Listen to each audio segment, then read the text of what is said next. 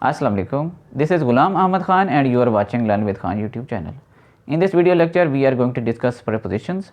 prepositions क्या होती हैं, हम इनको कैसे यूज़ कर सकते हैं। तो आज के लेक्चर में preposition का पूरा टॉपिक तो कवर नहीं होगा, लेकिन इसमें 4 prepositions को आज हम देखेंगे। Let's read the definition. What is a preposition?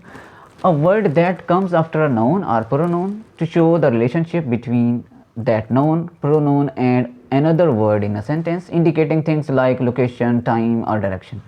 Dear viewers, अगर इसको हम सिंप्लीफाई करें तो इसका ये मतलब है कि जो प्रीपोजिशन होती है वो एक ऐसा वर्ड होता है जो नॉन या प्रोनाउन का दूसरे जो वर्ड्स उस सेंटेंस में मौजूद है उनके साथ रिलेशनशिप क्या है उसको जाहिर करता है।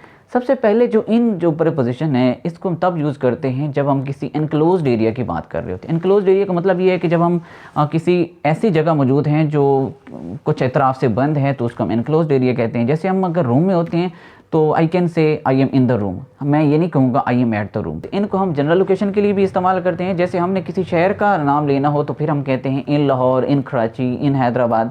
इसी तरह जब हमने ईयर की बात करना हो इन 2005, इन 1997, इन 2000, इन 2010, तो मतलब जब हमने ईयर की बात करना हो तो तब भी हम इनका इस्तेमाल करते हैं। लाइकवाइज जब हमने मंथ की बात भी करना हो तो फिर भी हम इनका इस्तेमाल करते हैं। जैसे इन फरवरी, इन मार्च, इन अप्रैल, तो फिर भी हम मंथ में भी इनका इस्तेमाल कर रहे होते हैं। इसी तरह कुछ और जनरल टाइम्स भी हैं, जैसे in the morning, in the evening, तब भी हम इनका इस्तेमाल करते हैं। अब आते हैं कि ऑन का इस्तेमाल कब किया जाता है। डियर व्यूअर्स, जब हमने पर्टिकुलर ओकेजन की बात करना होती है तो फिर भी हम ऑन का इस्तेमाल करते हैं। जैसे on the occasion of marriage ceremony, on the occasion of birthday. Next, on का इस्तेमाल हम तब करते हैं जब हमने किसी एक चीज़ को दूसरी चीज़ के ऊपर रखा हुआ हो और उन दो चीज़ों का सरफेस टच भी मौजूद हो, तो उस वक्त भी हम ऑन का इस्तेमाल करते हैं।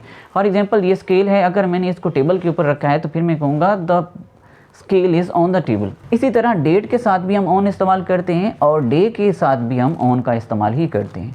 अब आते हैं एट हम कब यूज़ करते हैं। अभी हमने बात की थी जब हमने जनरल लोकेशन की बात करना हो तो फिर हम इन लगाते हैं।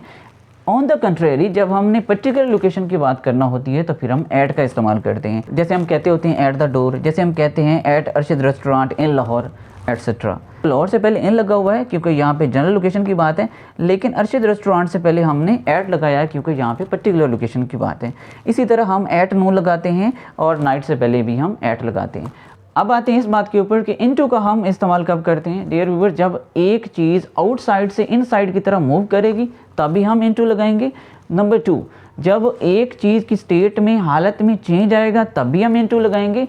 और नंबर 3, जब किसी चीज़ के इंटरेस्ट की हम बात कर रहे होते हैं तब भी हम इनटू लगाते हैं। अब इसके एग्जांपल्स को भी देख लेते हैं। She walked into the room. देखिए, इसमें एक खतून की या एक लड़की की मूवमेंट बाहर से अंदर रूम की तरफ हमें शो करनी है, तो इस वजह से हमने इनटू का इस्तेमाल किया है।